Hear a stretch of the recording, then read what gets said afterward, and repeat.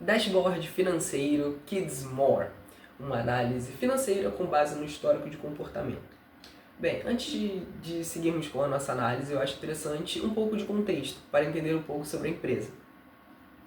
Bom, o cenário da empresa, né? A Kids More é uma rede de lojas de brinquedos com atuação internacional, oferecendo produtos voltados a todas as faixas etárias. Essa parte é muito importante. Desde criança até brinquedos educativos e de lazer para adultos. Então, nesse momento, já percebemos neste detalhe que a empresa é importante que seja abrangente para todas as faixas etárias. A empresa possui uma base de clientes diversa e realiza vendas tanto em lojas físicas quanto no e-commerce. Os desafios enfrentados. Conversando com os representantes das empresas, conseguimos entender que nos últimos anos a Kids More passou por mudanças na gerência impulsionadas pela pandemia e pelo crescimento do digital. Isso gerou algumas dores. Claramente, quando a pandemia veio, ocorreu diversas mudanças no meio de se vender, né? No meio de comercializar brinquedos, e entre outros. E pela mudança de gerência, nós conseguimos entender que foi uma questão bem conturbada. Então, nós conseguimos daí já conseguir supor algumas questões de problema na questão de base de dados, questão de informação dentro da própria empresa. Bem, conseguimos identificar algumas dores. A falta de visibilidade clara do desempenho financeiro por canal, a dificuldade para poder identificar padrões de consumo por faixa etária. Então, a empresa é importante para que ela consiga se manter diversa em todas as faixas etárias, ela precisa ter uma noção clara de para quem ela está vendendo mais ou menos. Bom, campanhas de marketing pouco direcionadas. As duas coisas estão bem relacionadas, né? A questão da faixa etária e campanhas bem direcionadas. Então, são duas coisas que estão bem interligadas. E decisões operacionais feitas com base em intuição e relatórios manuais. Os relatórios, já que eles são feitos manualmente, existe muita brecha para cometer erros dentro da análise. Então, assim, é importante que isso seja direcionado da melhor forma possível. Bem, a nova liderança da empresa percebeu que, sem um sistema confiável de análise, estavam perdendo oportunidades de crescimento. O objetivo do projeto, né? Criar um dashboard interativo que seja estratégico, que permita que a diretoria, número 1, consiga acompanhar o faturamento ao longo dos meses e anos. Dessa forma a gente vai conseguir, a priori, identificar para onde a gente está conseguindo ir, o que já foi feito, o que não foi feito e quando isso aconteceu. Então isso é um bom começo. Entender quais brinquedos geram mais de receita é primordial também para poder conseguir diversificar o nosso catálogo de brinquedos. Analisar o perfil dos clientes por faixa etária. De novo, retomando a questão de faixa etária, o quão isso é importante e vital para essa empresa. E visualizar o desempenho de vendas por região. Isso também é uma questão importante, já que a empresa é internacional, é importante que ela entenda todas as características de localidade. Qual local vende mais ou menos, se existe algum problema localizado em alguma região, então é importante ter essa análise. A partir dessas dores, desenvolvemos esse dashboard.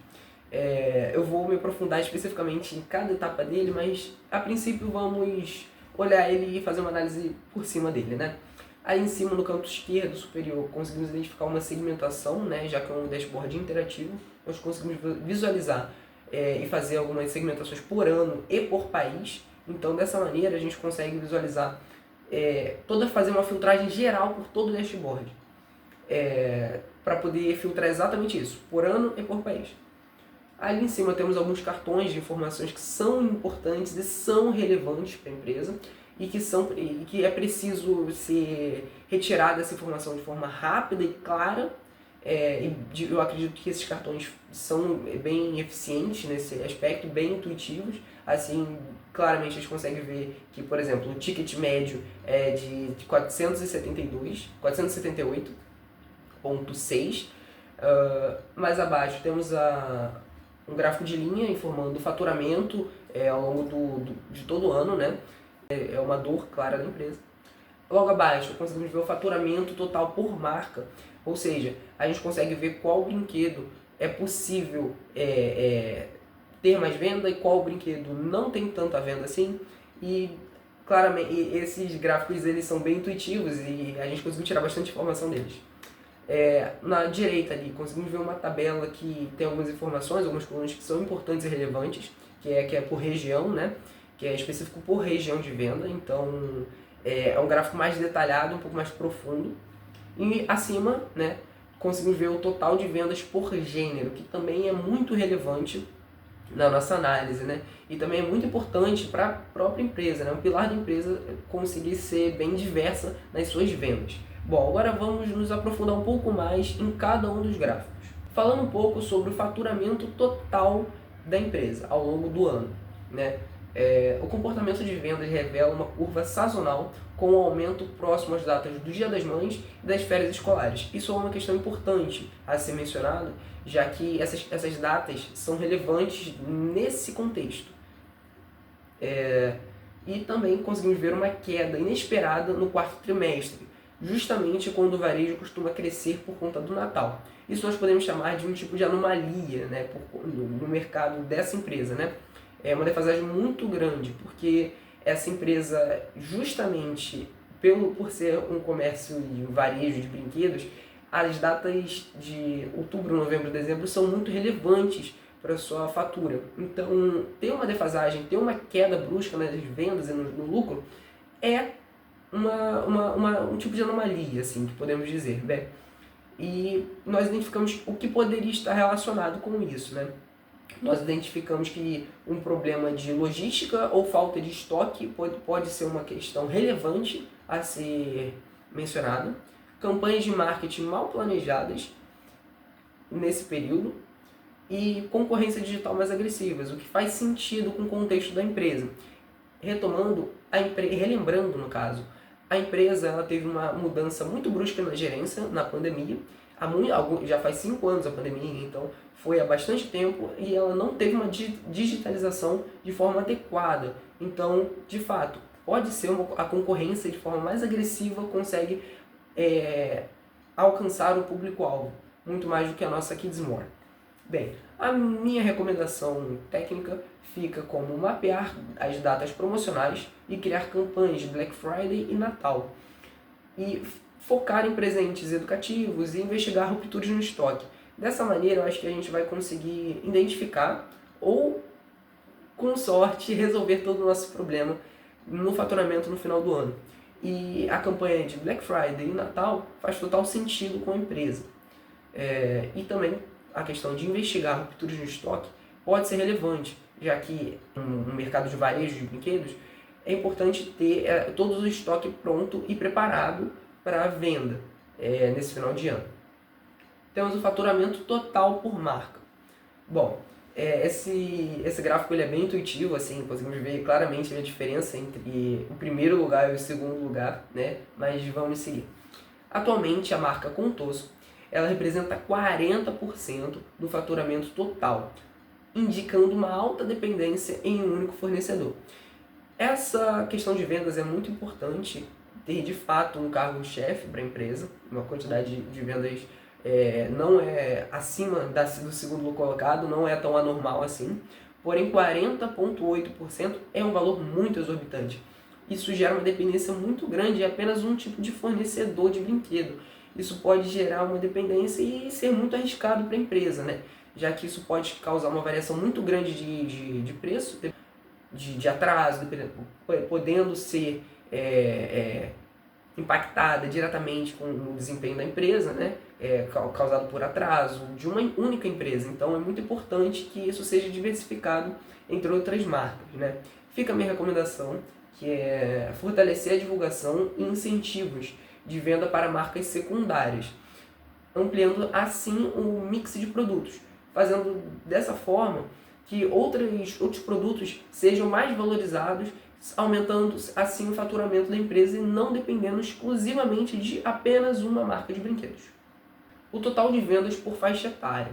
De novo, eu dei uma atenção específica para esse gráfico e para esses dados porque eles são muito importantes para a empresa. Bom, a maior parte do faturamento vem de adultos e sêniors, sugerindo que a maioria dos compradores não são crianças, ou seja, os usuários finais, mas sim os pais e avós, ou até mesmo instituições escolares e clínicas de lares de reabilitação para jovens. A princípio, assim, nós conseguimos ter uma visão muito clara do gráfico, ele é bem intuitivo, mas uma questão chama muita atenção. Ali no range, nós conseguimos ver que não existe venda de idoso, ou seja, 61 mais. Não existe essa quantidade de venda, a empresa não está conseguindo chegar até esse público. O segmento de idoso está ausente nas vendas, o que pode ser uma oportunidade perdida, já que os brinquedos cognitivos são úteis para a faixa etária, para essa faixa etária, né? Podendo ser atividades terapêuticas, ser auxiliado para tratamento de Alzheimer, entre outros. Isso é uma questão muito relevante para a empresa. No demais dos gráficos, nós conseguimos ver que os adultos são 48, os sêniores 41 e os jovens adultos estão bem menores, mas isso já é esperado pela empresa. Os demais estão bem equilibrados. Bom, minha recomendação fica aqui para refinar as campanhas de marketing com foco nos compradores reais, ou seja, os adultos, usando uma linguagem emocional e com foco no desenvolvimento da criança, educação e vínculo familiar, criando assim campanhas específicas para quem compra de fato os brinquedos, não para os jovens, mas sim para os adultos que realmente compram os brinquedos, focando assim melhor as campanhas de marketing, direcionando para melhor aproveitamento nas vendas. E também investigar por que o público-alvo 61 mais não consome e testar campanhas voltadas para o envelhecimento ativo, brinquedos terapêuticos e auxílio no Alzheimer, essas questões.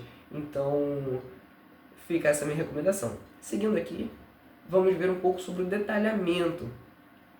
Bom, aqui nós conseguimos ver que na cidade de St. Owen, ela lidera faturamento geral com uma diferença de mais de 1.200.000 em relação à segunda colocada. Isso é muito relevante, porque se nós analisarmos o gráfico, do primeiro para o segundo é mais de 1 milhão de diferença no faturamento. E do segundo para o terceiro é quase nada, é mínimo a quantidade de diferença do faturamento. Isso é muito relevante para a empresa, porque isso significa que essa cidade, St. Owen, tem feito algo muito diferente das outras, que tem dado muito certo.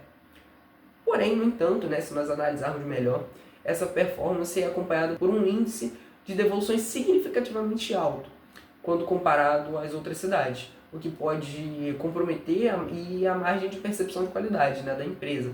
Então, sujar, de certa forma, a marca naquele local. E assim o faturamento cair.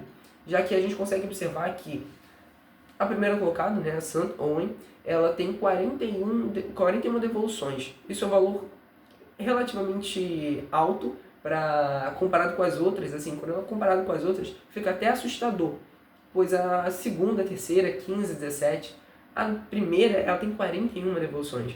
Isso é muito relevante. Então, fica a minha recomendação de rever a qualidade dos brinquedos em toda a cadeia de fornecimento, embalagens, transportes e até mesmo atendimento de vendas. Isso sim pode ser relevante. E principalmente nas regiões com maior taxa de devolução, que no caso é a St. Owen, e agir pontualmente para reduzir as perdas e assim preservar a confiança do consumidor, pois uma quantidade de vendas muito alta não necessariamente significa uma quantidade de devoluções alta. Isso é relevante sim, então por isso é importante que seja feita uma análise em toda a cadeia de fornecimento, desde o fornecimento, embalagem, transporte e até mesmo atendimento. É importante ser feita toda essa análise de ponta a ponta, pois assim a gente vai conseguir manter a credibilidade da empresa intacta. Bom, aqui fica um espaço para perguntas. Se você tiver qualquer dúvida, pode deixar aqui embaixo, que eu vou responder no final. E muito obrigado pela atenção, e fica uma frase de reflexão. A melhor estratégia é aquela guiada por evidências. Muito obrigado.